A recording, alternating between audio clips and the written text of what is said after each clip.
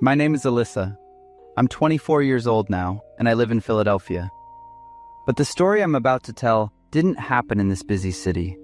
It happened in a remote part of rural Pennsylvania. I grew up in a tiny, isolated town there, and it's a place that left me with a mental scar that will never truly heal. When I was 8 years old, my town was haunted by a terrifying rumor. The adults started talking about an entity they called the Walker. They described it as something that wasn't quite human, but wasn't an animal either.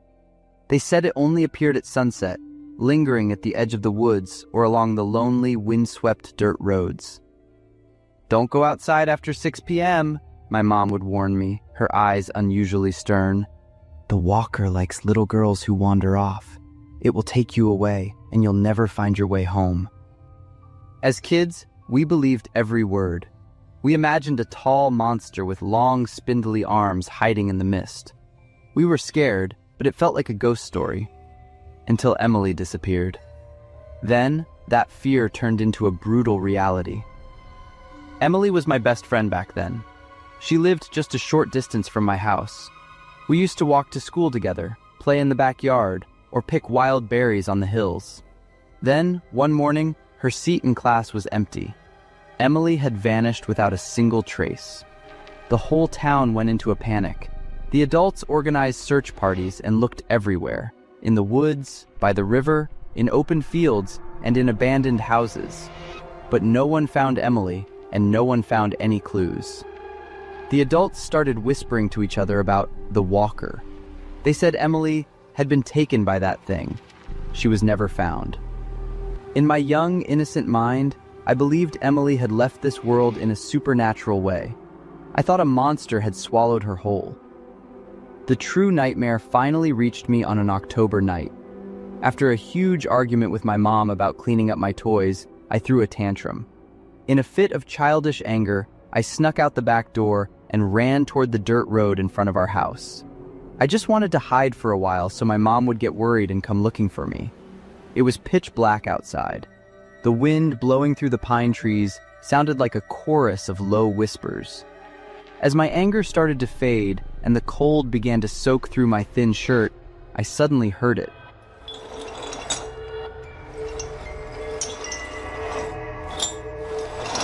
I looked back over my shoulder. A tall, dark figure was moving toward me.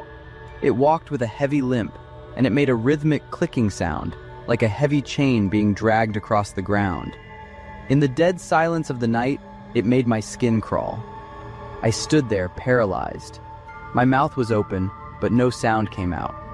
Terror washed over me and drowned everything else. I couldn't see a face. I only saw a dark silhouette and felt the undeniable sensation of being hunted. When the figure was only a few yards away, I heard my mom calling my name from the porch. My survival instinct finally kicked in. I turned and ran as fast as my legs could carry me. I could hear those limping footsteps speed up right behind me. I burst into the house, slammed the door shut, and collapsed into my mom's arms, sobbing in total horror. "I saw it! I saw the Walker! It limps, and it chased me!" My mom called the police immediately. Afterward, she paced back and forth between the windows, staring outside with a look of pure desperation. The police arrived quickly and began an investigation. Based on my description, the adults in town began to suspect a man who lived alone on the outskirts of the woods. I heard the grown-ups say he was a quiet man with a shady past who had been on the police's radar before. Some people even claimed they had seen him hanging around near the school. The police went to his house to question him, but he barricaded himself inside and refused to cooperate. When the police finally forced their way in, he chose to end his own life right before they could arrest him. The adults insisted he was guilty, claiming that's why he chose to take the coward's way out. But Emily was never found. There was no sign of her in that man's house. A few weeks later, when things finally started to settle down, my mother revealed the truth to me. The Walker was a lie. It turned out the adults had known for a long time that there was a dangerous person stalking children in town, specifically little girls. They hadn't been able to identify him yet. Instead of telling us the terrifying truth, they invented a supernatural legend. It was their way of warning us while keeping our fear under control. Perhaps believing in a monster was easier for them than accepting that the predator was just a normal man living right in the middle of our community. But that truth didn't protect Emily, and it didn't make me any less afraid. Even now, 16 years later, I am still haunted by the memory of that tall shadow and the clicking sound of those footsteps. Emily never came home, and my childhood will always be stained by that night on the dirt road. Before we continue, I just want to say thank you. MHS crossed over 10,000 subscribers in 2025, and that's all because of you. Every single view, like, and share means the world to me. From the bottom of my heart, thank you. This year, we're setting our sights on 50,000 in 2026. So if you enjoy these videos and haven't subscribed yet, now's the perfect time. Hit that button, join the community, let's grow this together. Now, back to the stories. Listen, this is true, and I swear I can still smell it. It happened right in the old dilapidated apartment building I was designing in Chicago. The apartment had such thick walls that I could hear my neighbor's TV, their footsteps on the wooden floor, even their coughs. Apartment 3B next to me was occupied by a frail, skinny old man in his 70s who lived alone. I used to notice him getting his mail every morning. We weren't close, but I was used to his presence. In the middle of January last year, I suddenly realized I hadn't seen him for about a week. At first, I thought he might be visiting family or on vacation. But then, I started noticing unusual details. His mailbox was crammed with flyers and junk mail sticking out. The newspaper was still lying outside his door, the plastic wrapping soaked with rain, having been there for days. And most notably, apartment 3B was completely silent. I shared this with friends online. They told me to call the police immediately, but I hesitated. I convinced myself that everything was fine because I was afraid of being labeled a nuisance if he was simply out of town. That day, I decided to investigate a little. I stood outside the door of apartment 3B and rang the bell, but there was no response. I waited a moment and rang again. Still silence. I slowly pressed my ear against the door to listen, but heard no movement. I walked away, telling myself I had done my best. On the 10th day, everything changed. I opened my apartment door to leave for work and was assaulted by a horrible stench that filled the hallway. It wasn't the smell of garbage or spoiled food. It made me instantly nauseous. The odor was pungent, seemingly clinging to my clothes.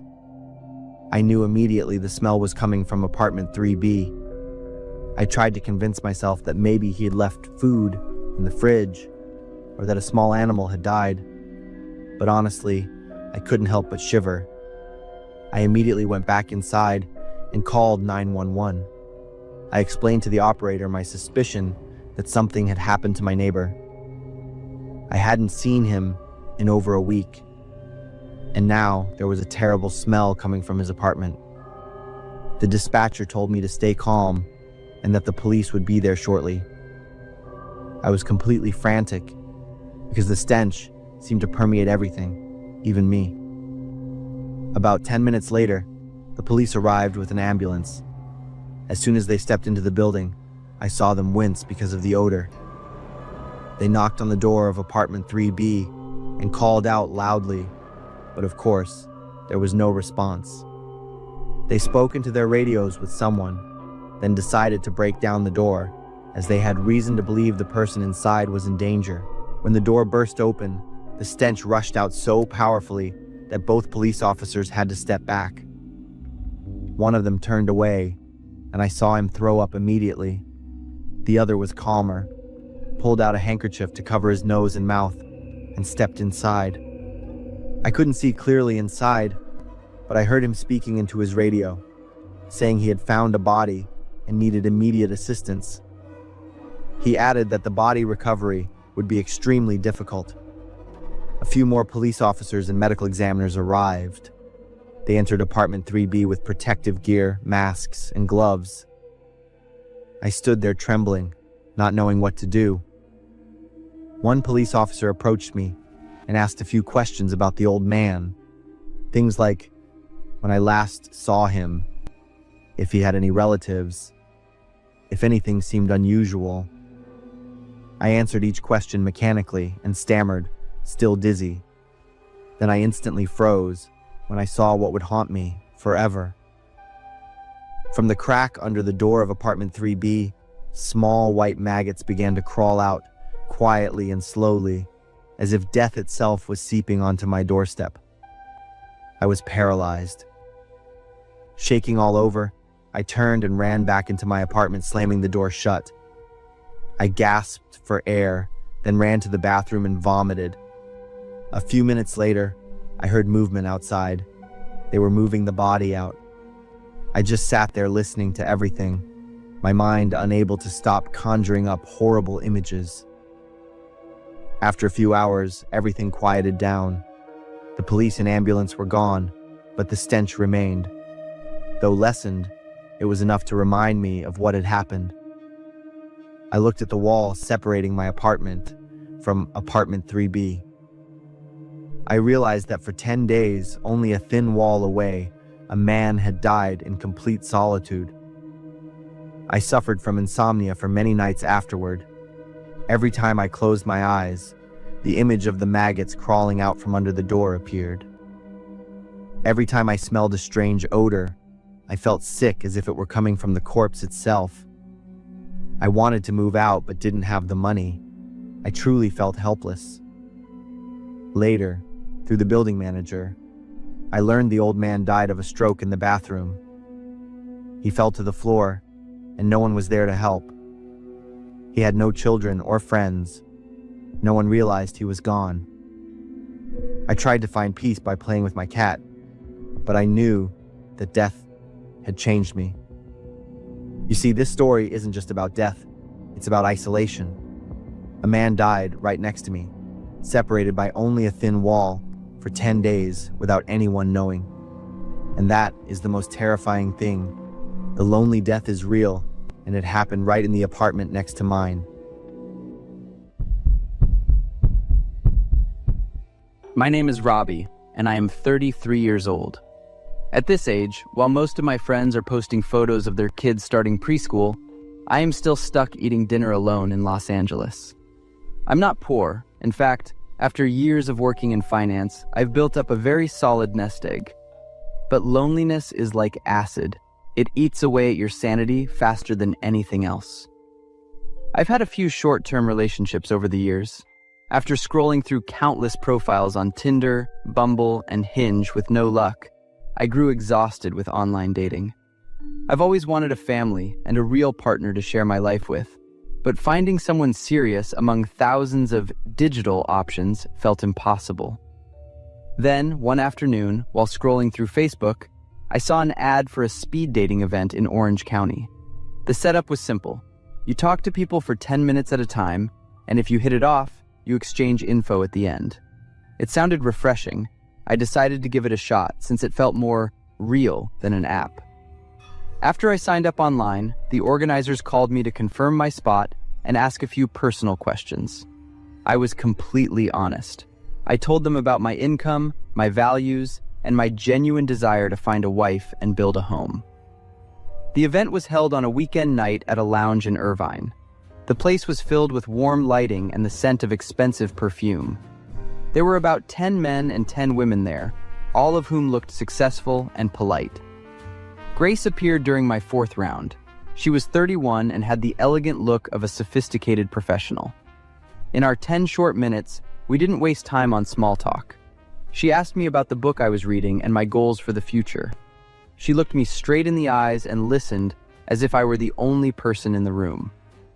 When the bell rang to switch seats, I felt a genuine sense of loss. But that same night, Grace texted me first. It was a subtle, high-class move that made my ego feel great. "I still have so many questions about your book. Can we keep the conversation going?" she asked. My heart raced. There was no way I was going to say no to a woman like her. Our relationship moved fast over the next few weeks. I truly felt like Grace was the one I had been searching for all these years. About 2 months into dating, Grace looked at me and asked, "How would you feel about us living together someday?" I was thrilled. I loved how proactive she was. We started talking about our finances and preparing for a future together. I proudly told her that I had $500,000 in savings. Grace smiled, but she didn't seem overly impressed or gold-digging. She casually opened the Wells Fargo app on her phone and showed me her balance. I was stunned. Over $800,000. "It's all from stock investments," she explained. "I got lucky with a few tech stocks last year." Seeing how confident and independent she was made me fall for her even harder. We started discussing the future more seriously. Grace said she wanted a big house, a loving husband, and 3 kids. "I'm ready to do whatever it takes for our little family," she told me. I was deeply moved and wanted to start our life together as soon as possible. We began house hunting and made plans to meet each other's parents. A week later, Grace called me, sounding incredibly excited. "Robbie, I found it! A gorgeous condo in Evergreen with a small yard and a big garage. The owner needs to sell fast, so it's a steal, but 3 other people are trying to put down a deposit. I already put down $100,000 of my own money to hold it. You need to wire your half right away so I can sign the final contract. I don't want to lose this." Grace sent me a photo of the deposit contract with all the details filled out. I read it over carefully, feeling a rush of adrenaline. This was going to be the biggest milestone of my life. I agreed and wired my entire $500,000 to the account Grace provided. That night, we had a sweet celebration dinner together, and that was the last time I ever saw Grace. The next day, Grace vanished from my life as if she had never existed. Every way I had to contact her was blocked. My worry quickly turned into pure panic. I drove to the address of the Evergreen Realty office listed on the contract. It wasn't a real estate office, it was just a sporting goods store. I called the broker's number on the paper, and an automated voice said the number was not in service. The world started spinning. I sat in my car, unable to process what was happening. I went to the police in a state of total shock. The officer who took my report looked at me with pity. He told me the chances of getting my money back were almost 0. "These scams are professional now," he said. "The money has likely already been withdrawn and scattered across different accounts, probably overseas." I couldn't believe this was happening to me. I'm a finance guy. I'm logical, analytical, and cautious. Yet, I had been perfectly played for both my heart and my money. I fell into a deep depression, feeling like I had lost everything. A few weeks later, while I was grabbing a drink at a bar, I bumped into a guy who had also been at that same speed dating event. He looked like a total mess. We grabbed a drink together, and I told him how I'd been scammed. "Oh my God," his voice trembled. "The same thing happened to me, but I lost almost $1.5 million. The girl I met was named Michelle. I had actually proposed to her." We sat there in stunned silence. We realized that the entire speed dating event had been an elaborate trap, set up from start to finish by a professional criminal organization. The confirmation call before the event was just a way for them to screen their targets and pick the wealthiest ones. And I had just handed them all the information they needed. I'm sure there are many other victims out there wondering how they could have been so stupid. I wonder how love can be used as such a cruel weapon. I paid $500,000 for a lesson in trust and caution. But I suppose I'm still luckier than some, even if the tuition for that lesson cost me everything I had. My name is Fiona. I am 33 years old, and I live in Portland with my husband and our 2 young children. For a long time, I thought my family was perfect and happy. But everything changed the day I discovered a horrifying truth hidden on a small USB drive tucked away in a drawer. It all started with a decision I thought was the best one of my life: having a home birth for my second child. My first experience at the hospital was traumatic. The cold fluorescent lights and the clinical, rough interventions from the machines left me with deep psychological scars. Because of that, I wanted my second birth to feel sacred and private. My husband, Michael, is 36 and works as a nurse. He supported me completely. He used his medical knowledge to set up a cozy birthing room right in our house with the help of a professional midwife. Before I went into labor, Michael suggested that we record the entire process as a keepsake. I agreed. I thought it would be a beautiful memory to look back on when we were old. So, he set up a camera and filmed everything. He captured the first contractions, the moment the baby was born, and the very first time I breastfed our son. Afterward, I moved the video onto a USB drive, deleted the original files from the computer, and locked it away in a safe box. These were incredibly private images that I believed only the two of us would ever see. A few weeks after the birth, Michael started making small suggestions. "You know, that video is a work of art," he said. "If you posted it online, it could really help other women who are scared of home births." I looked him in the eye and was very firm. "No, Michael, that is my body. That is a private family moment. I'm asking you to never bring this up again." He shrugged, seemed to agree, and promised to respect my wishes. I believed him. I truly believed the man I shared a bed with understood the boundaries of respect. 10 months later, on a quiet night while the kids were fast asleep, I was scrolling through Reddit to read some parenting tips. Suddenly, I saw a post that was an urgent warning. A mother had discovered that her birth video had been uploaded without her permission to a private fetish subreddit for people with twisted interests. My heart started racing. I felt worried for the friends I knew who had shared their birth stories publicly. Out of a mix of curiosity and fear, I clicked on the linked Google Drive folders to see how bad it was. The screen loaded, and my world collapsed. Right there on the first page, I saw a thumbnail of myself. It was a close-up shot of me during labor, from the exact camera angle I remembered. My hands shook as I opened the file. It was me. It was the day I gave birth to my second son.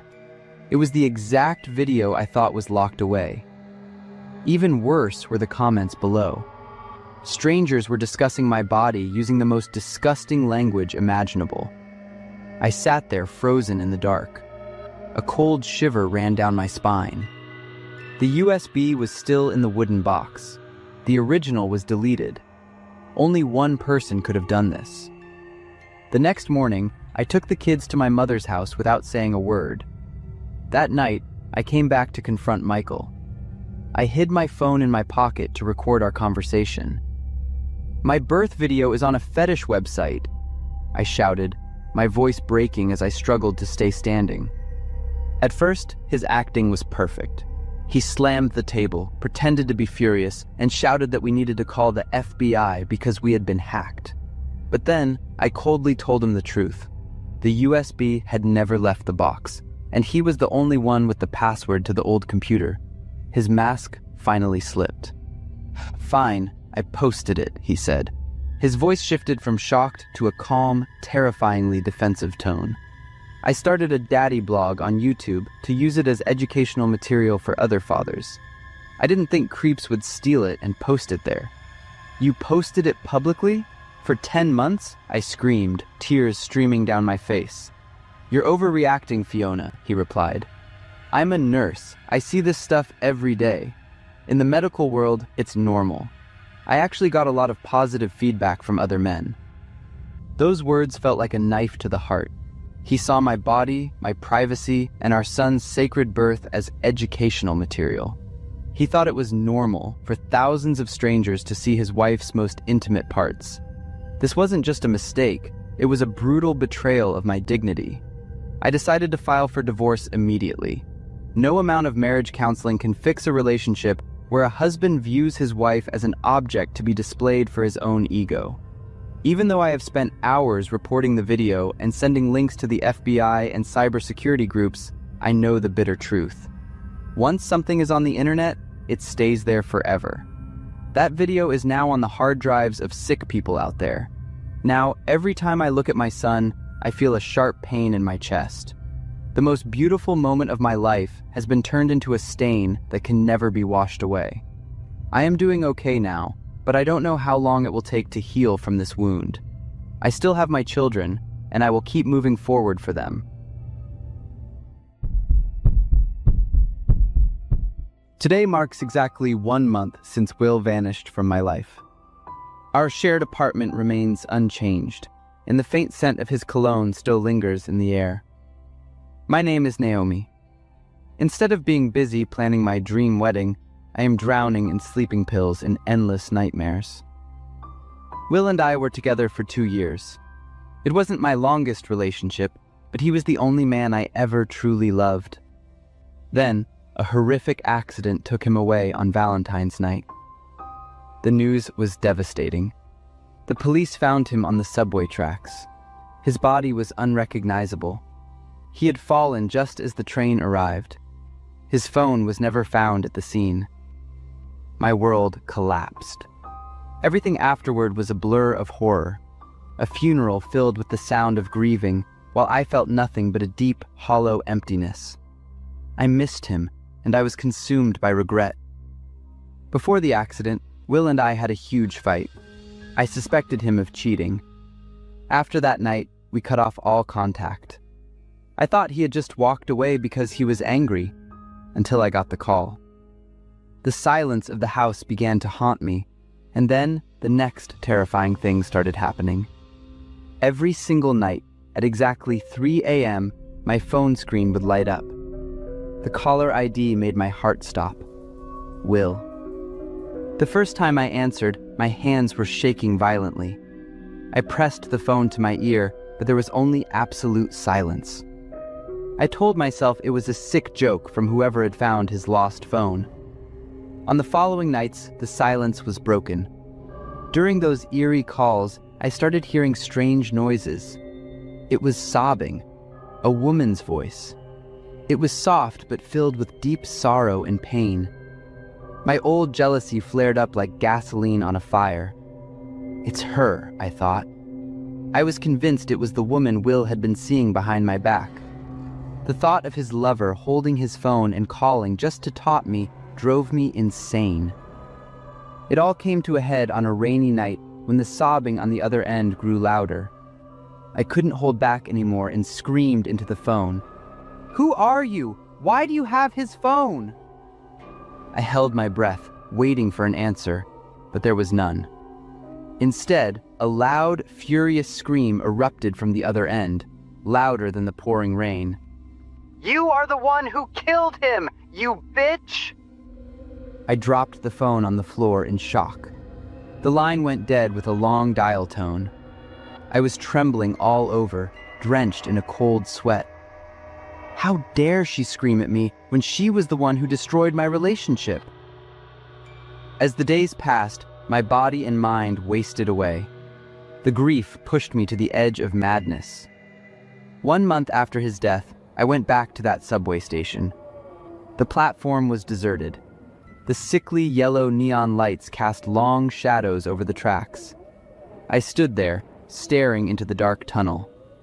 Suddenly, at the far end of the platform, a familiar, tall, thin figure appeared. My eyes blurred with tears. "Will?"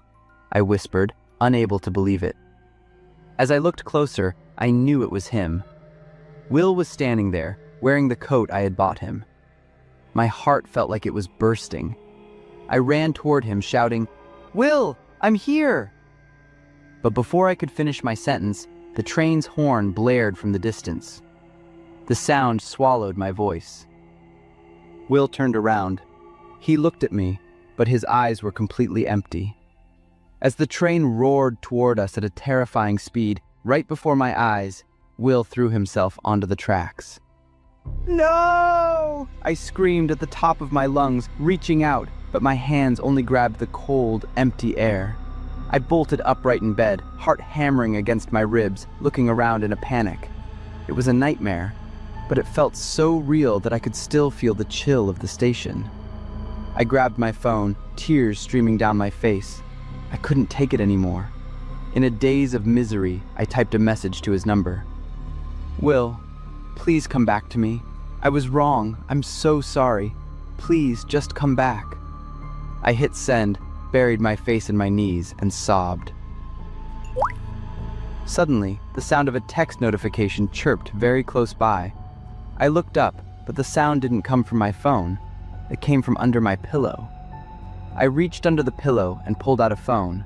It had a navy blue case with a photo of me on it. It was Will's phone. How is this here? I couldn't trust my own eyes. The screen on Will's phone lit up, showing our photo and the message I had just sent. I froze. Was I dreaming, or was this real? And then, the memories I had tried to bury for a month came rushing back, clear and brutal. On Valentine's night, we didn't lose contact over the phone. We met at the station. I had confronted him, screaming about a strange text message I'd seen. I accused him of cheating while he desperately tried to explain. In a fit of uncontrollable rage, when Will stepped closer to calm me down, I pushed him away.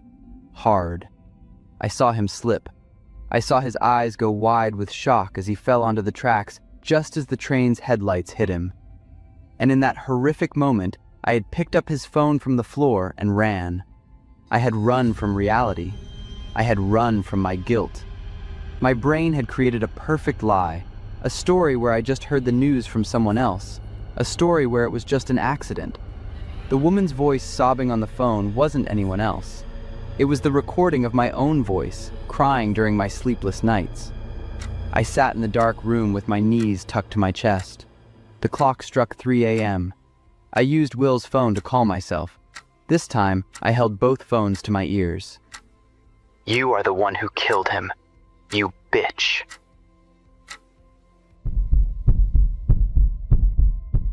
My name is Xana. I'm 38 years old, and I've just gone through the most painful emotional cleansing of my entire life.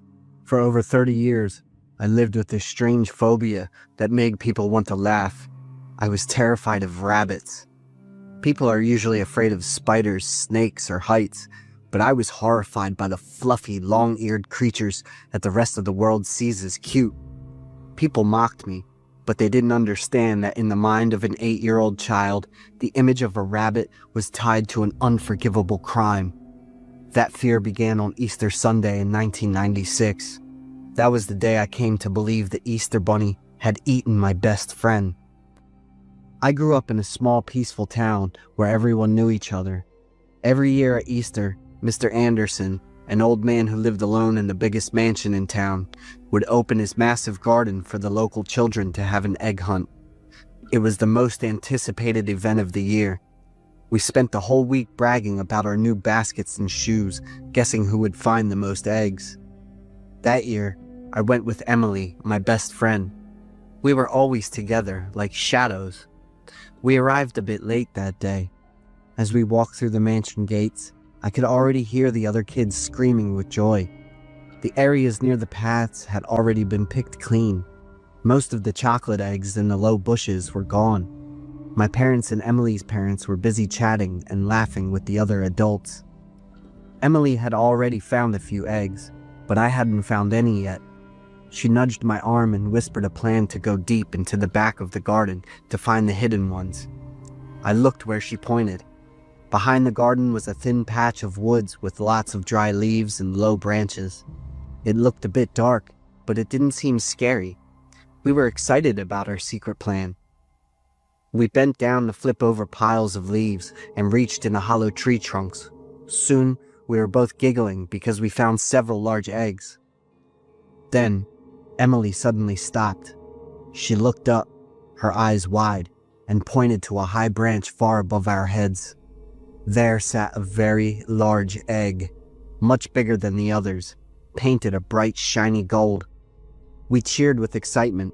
I set my basket down and started to climb the tree. Emily stood below, constantly reminding me to be careful. After struggling for a bit, I finally reached the egg. I tucked it against my chest, feeling a rush of pride. I looked down to show off my prize, but Emily was no longer standing there. I scrambled down the tree as fast as I could. At first, I thought she was hiding to prank me. I walked around the tree trunk and looked behind the nearby bushes. Nothing. I looked toward the main yard where the other kids were still playing. The event wasn't over yet. I ran toward the edge of the woods and called her name even louder. I still believed Emily was just playing a joke, but when there was no answer, I started to panic. Finally, clutching that giant golden egg, I ran toward the adults crying. What happened next feels like a movie played on fast forward, but the images are burned into my brain. Emily's parents thought she had just run back to them at first, but when they couldn't find her in the garden, they became frantic. The sound of people calling Emily's name echoed everywhere. The happy atmosphere was replaced by pure terror. The police were called. They asked me everything: where we went, if we saw anyone, or if we noticed any strangers. I answered through my sobs. I still clearly remember Emily's mother collapsing, while her father held her tight with tears streaming down his face. As it got dark, the flashing lights of police cars filled the garden. They searched every corner and every bush. When night fell, I sat curled up in my father's lap, shaking uncontrollably. My father, in a desperate attempt to comfort me, whispered, "Don't cry, honey. Emily is okay. She just went on an adventure with the Easter Bunny." At 8 years old, I chose to believe that lie because I couldn't imagine anything worse. But that lie created a twisted connection in my brain. The Easter Bunny was a kidnapper. Emily's disappearance stayed in the national news for a few days, then weeks. But eventually, with no body and no clues, the world moved on. I didn't. Throughout my youth, I buried myself in school and work. I refused to let anyone get close to me because I was afraid the rabbit would take them too. Easter eggs became forbidden in my house. I lived like someone cursed, haunted by nightmares of a long-eared, red-eyed creature lurking outside my window. Everything changed early last year. I was sitting in my quiet office when my phone buzzed. It was my mother. Her voice was shaking, cracking with shock. "Santa, they found Emily at the Anderson mansion." Old man Anderson had passed away the week before. While people were cleaning out the old mansion and taking inventory to sell the property, they found a secret door behind a bookshelf in the basement.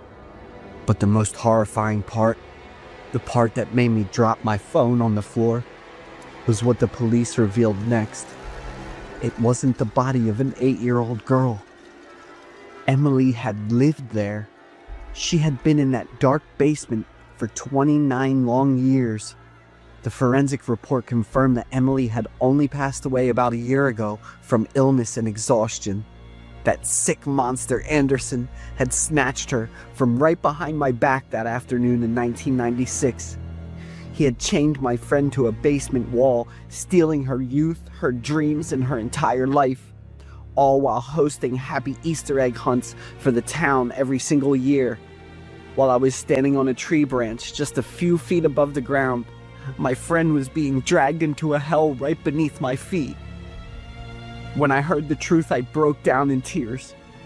38 years of suppressed pain, guilt, and irrational fear finally poured out.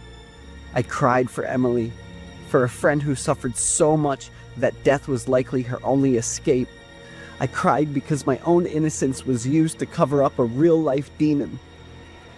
I'm not afraid of rabbits anymore, but I am more afraid of people than ever before. I fear the kind smiles of neighborly old men, the fake peace of small towns, and the evil that can hide behind the most beautiful traditions. I will always miss my best friend. I choose to remember her as that 8-year-old girl standing under the tree, smiling brightly at the sight of a golden egg. I know some losses can never be fixed. You just have to learn how to keep living with them. My name is Mike Reynolds.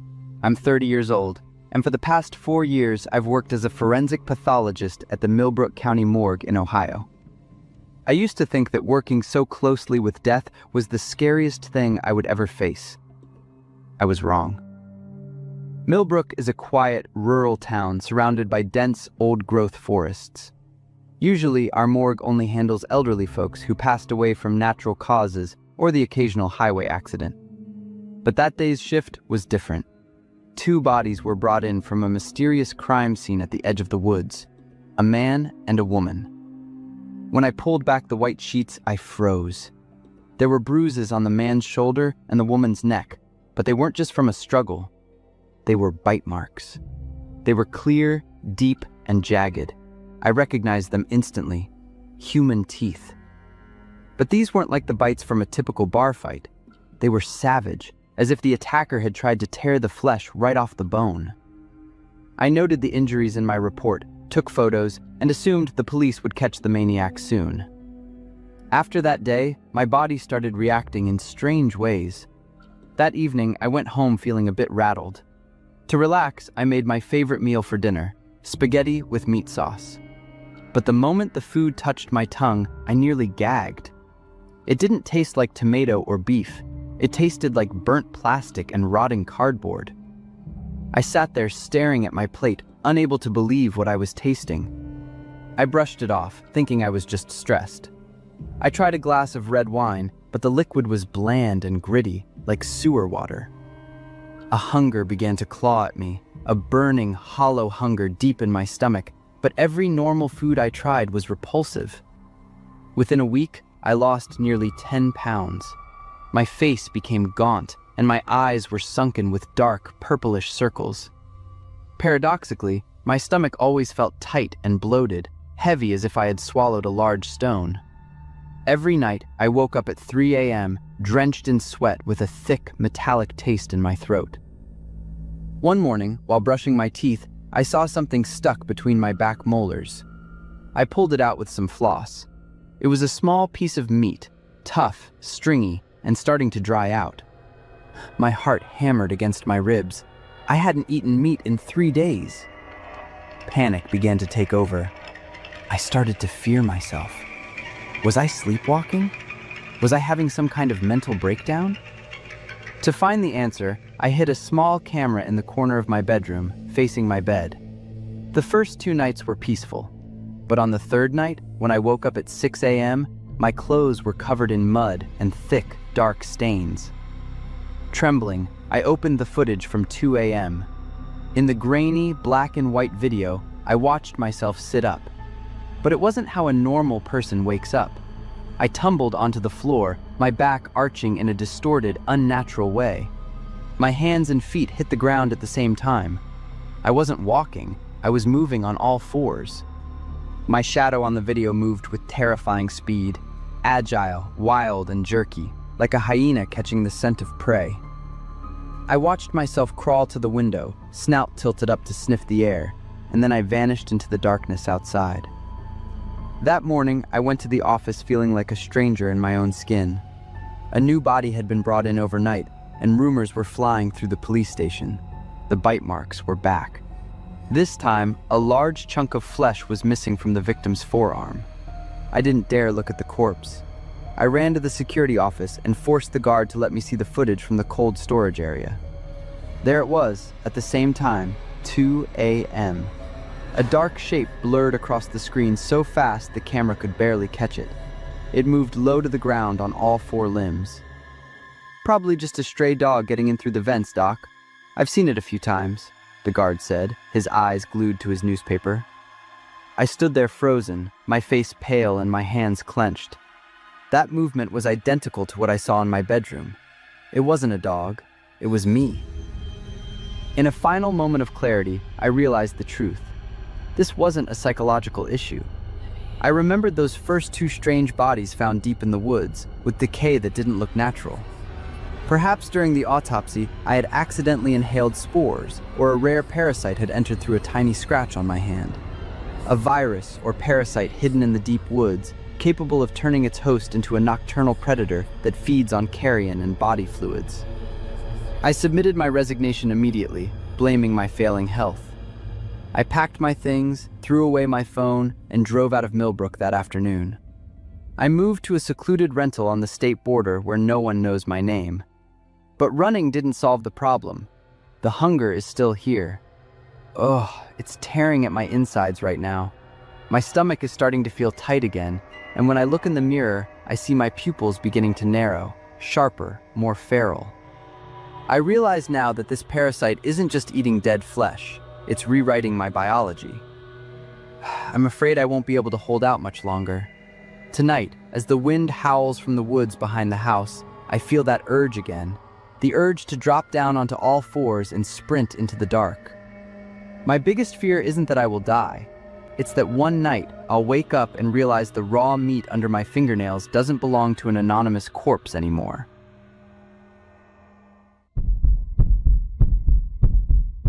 I'm Francis, and I grew up in a tiny spot called Mill Creek, Wyoming. I was raised by a single mom. Words like strict and rules weren't really in her vocabulary, but there was one thing she told me never to do: go near the house of old Harold Crane. Harold lived in a trailer on the edge of town and made a living by going through people's trash at night to find stuff to sell or turn into something else to sell. He only did this after dark. My mom said Harold was a monster and that he had killed a good friend of hers in high school. That was all she ever said about it. I think it was too painful for her. Over the years, I would overhear little bits of information about Harold's life and the murder he got away with. People said never to walk around the town lake at night because Harold would probably be wandering around there. Not everyone was afraid of Harold, though. Some people seemed to pity him. I remember when I was about 14, I was hanging out with a friend, and his mom was with us. My friend mentioned Harold like he was the boogeyman, but his mom said, "All that poor man wants is to be left alone." I deeply remembered her expression and her tone of voice. It wasn't until much later that I understood the reason behind it.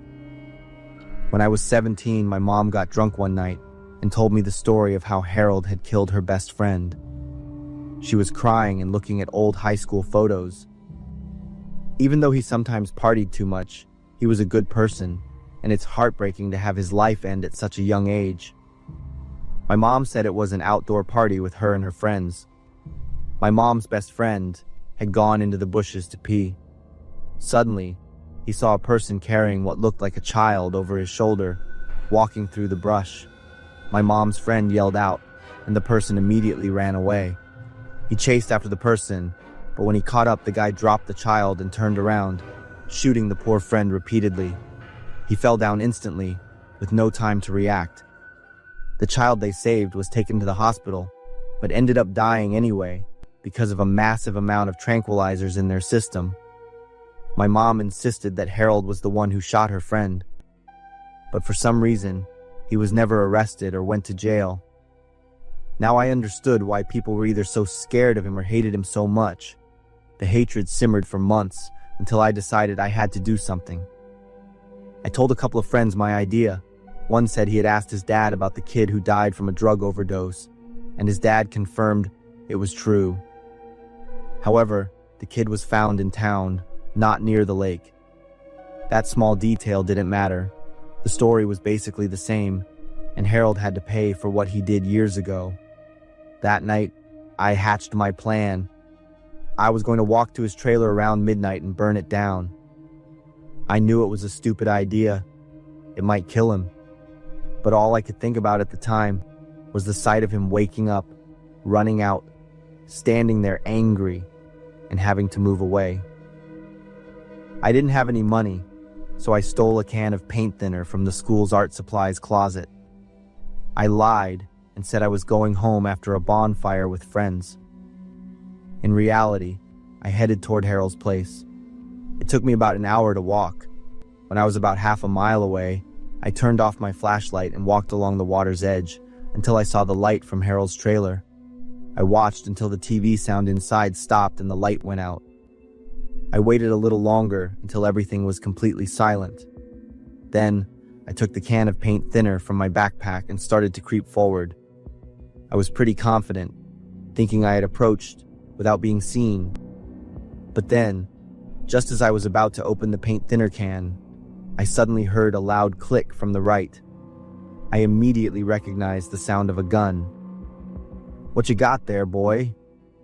I froze, knowing it was Harold, and he had caught me red-handed. I didn't say anything. Harold then told me to drop what I was holding. He shined a flashlight on me, ordering me to turn around so he could see my face. At that moment, my body was almost paralyzed. I was trembling as he rushed forward and spun me around. When he saw me, he quickly shoved me away. I fell backward, too scared to even beg for mercy. He just stared at me for a moment, then called my name out loud to confirm. I was stunned. He not only knew my name, but also who my mom was. After I nodded to confirm, he said, "I've been wondering how long it would take for you to show up." Harold invited me inside and promised to tell me everything I wanted to know. When I sat down, he asked what my mother had told me about him. Though I was still quite scared, I was brave enough to express that I hated him for killing my mom's friend. Harold only smiled as I recounted the event in my mother's version.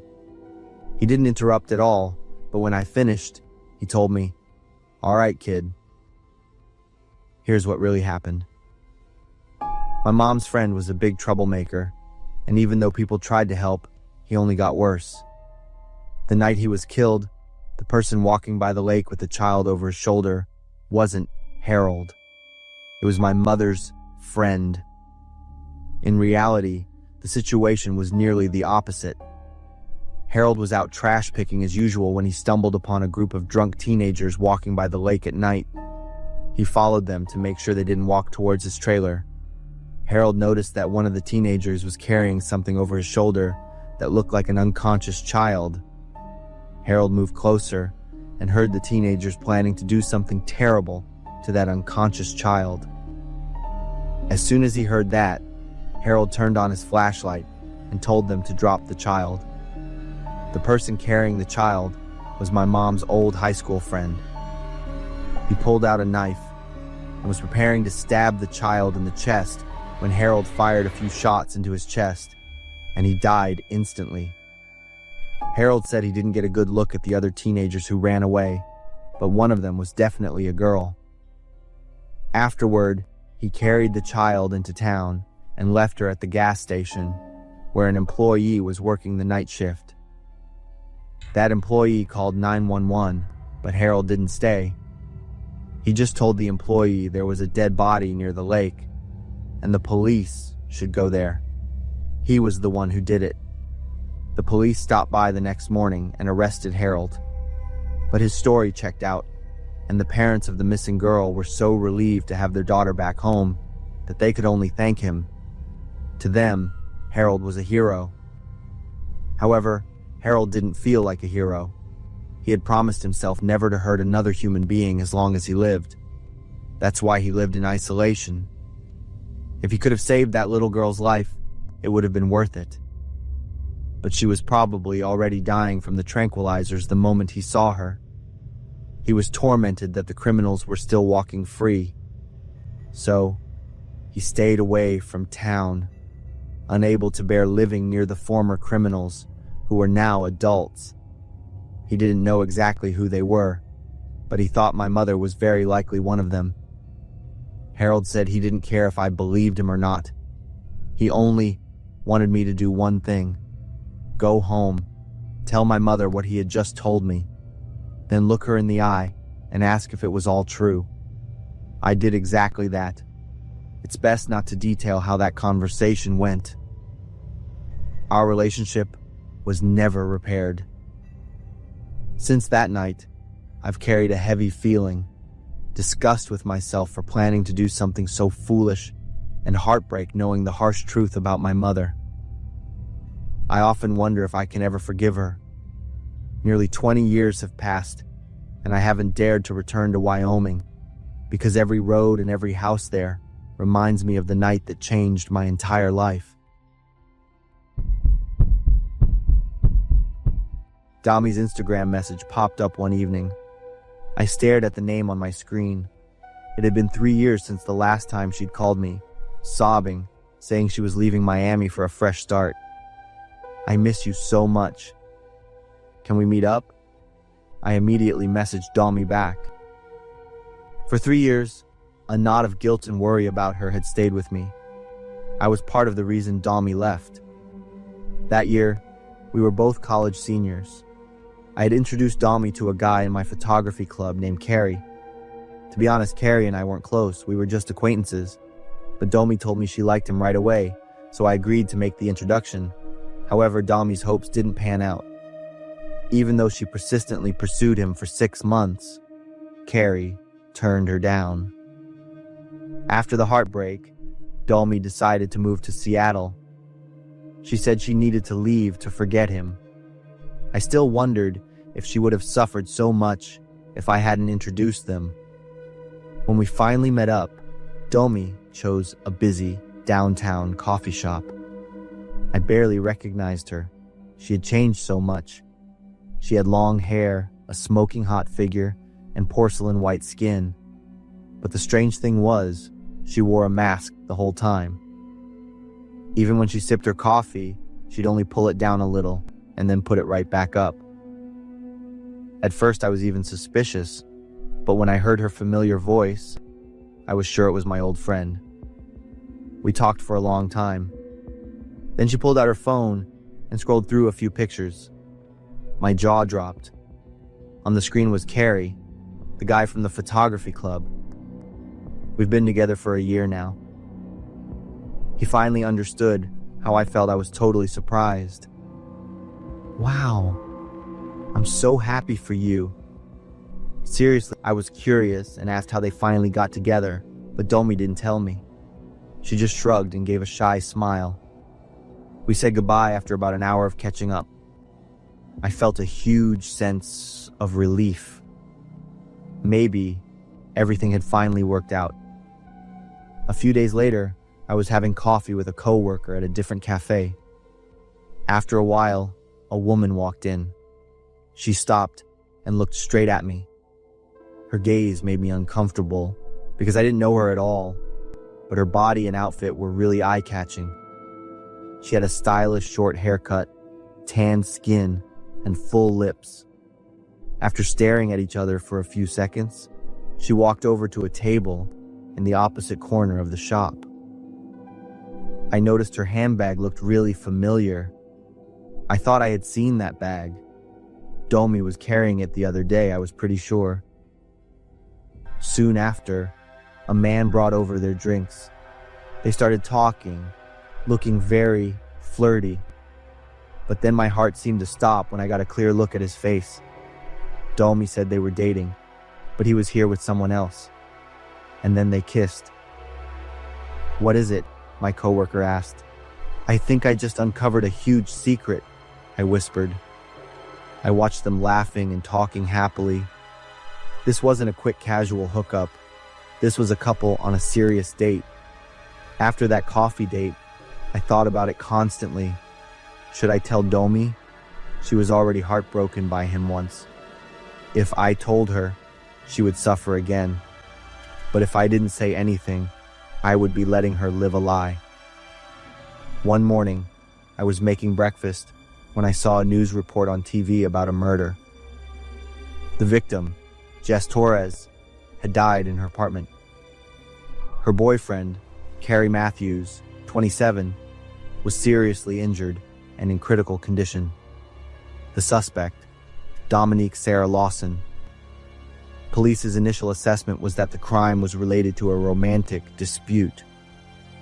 I froze, staring at the 3 portraits on the TV screen. Carrie Matthews, he was Domi's boyfriend. Dominique Sarah Lawson was a complete stranger to me, but her personal information perfectly matched the Domi I knew. My hands trembled. My brain couldn't process the information. Domi said she was dating him, but the news said he was dating Jessica, and now Jessica was dead. He was hurt, and Domi was the suspect. Wait, this was the woman I saw with him at the coffee shop. I quickly grabbed my phone to call Domi, but it just went to a disconnected tone. Everything was spinning in my head. I couldn't understand any of it. A few days later, the official news about the case was released after a thorough police investigation. I followed every detail. Then the truth was revealed, with terrifying pieces of the puzzle appearing one by one. It turned out Domi had gotten plastic surgery multiple times over the past 2 years. The first time was to look like a girl named Rachel, Carrie's first girlfriend after he rejected Domi. The second time was to look like Jessica, his next girlfriend and the victim of the crime. I thought back to how Domi wore a mask the whole time we met. Now I understood. It was to hide a face recovering from surgery. And the girl I saw at the coffee shop with my coworker wasn't Jessica. It was Domi. The news added that a restraining order had been issued 2 years ago. Domi had been harassing and threatening Carrie and his girlfriends. Domi had never gone to Seattle. She had stayed in Miami, constantly changing residences to follow Carrie. After much hesitation, I went to visit Domi at the psychiatric hospital. I looked at her for a long time. Everything about her had completely changed. Suddenly, Domi looked at me with hateful eyes.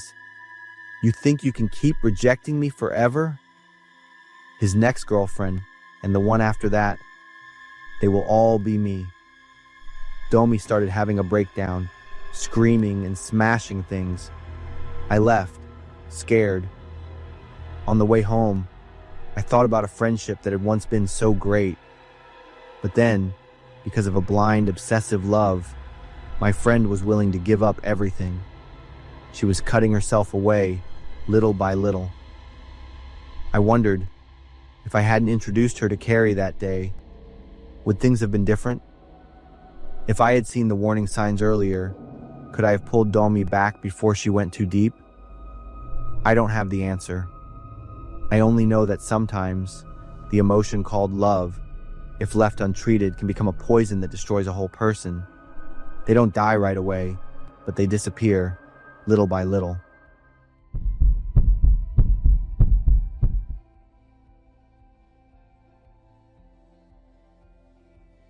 I came to the wealthy Barnes estate to work as a caregiver for Mr. Walter, who was 70 years old. The person who hired me was his daughter-in-law, Rebecca. On the day I started, she met me at the gate, gave me a tour, and shared some information. "My father might be difficult for you. He's in the middle stages of Alzheimer's disease. Plus, he has diabetes, so the care is quite complicated. I hope you can handle it well." I nodded, because I felt confident in my experience. I started work that day. I was arranged to live on the estate, but in the separate staff quarters. The large main house was only occupied by Mr. Walter and Rebecca. Although Rebecca had warned me, everything truly exceeded my imagination. The first week, Mr. Walter continuously caused trouble. He forced me to drink a strange liquid that left a slimy feeling stuck to my tongue all day. The next day, the toilet, bedroom, and hallway around his room were flooded with water, toilet paper, and even waste. Mr. Walter had caused it all on purpose. One evening, I finished cleaning quite late because Mr. Walter had been more disruptive than usual that day. His blood sugar levels were also high, so I had to monitor him constantly.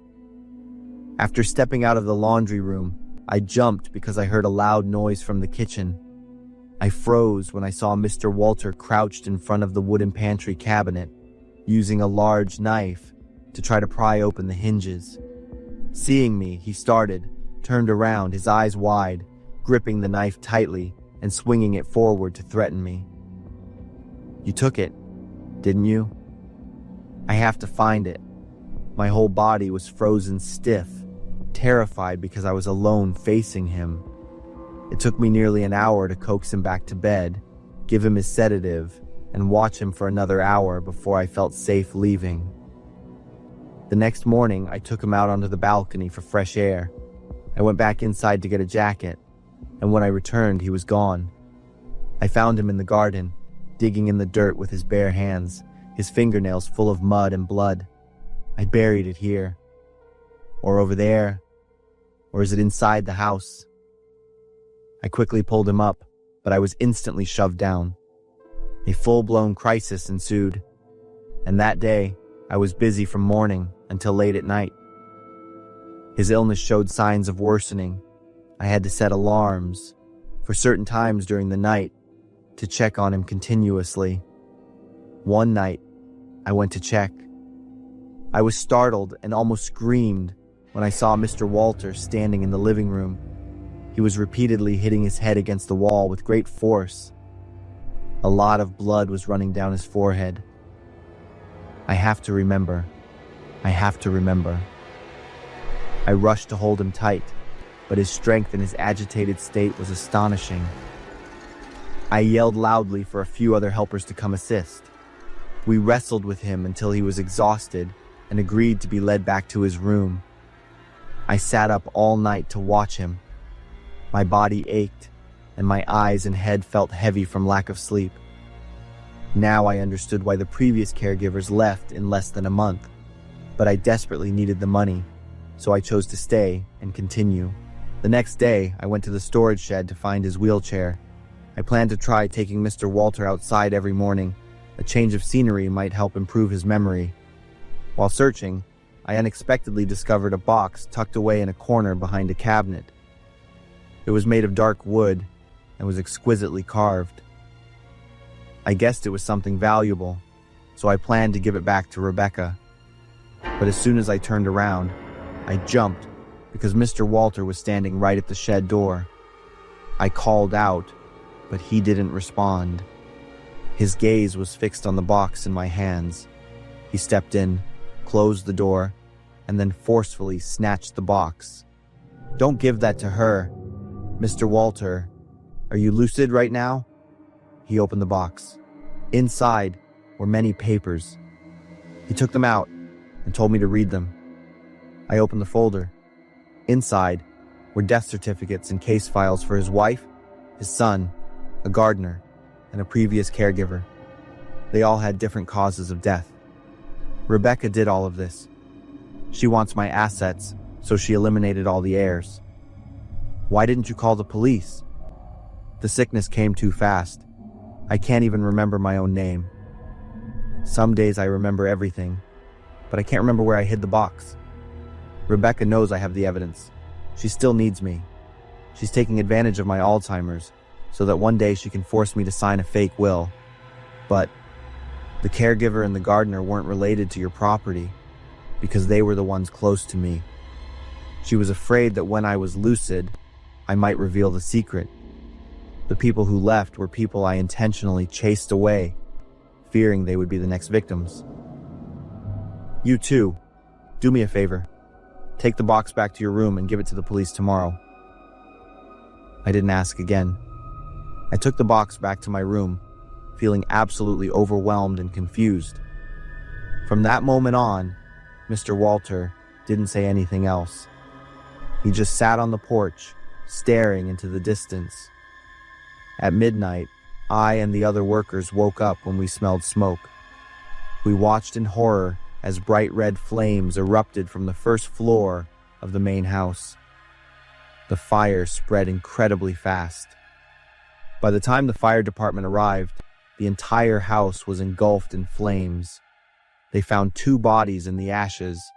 One was Mr. Walter, found in the living room.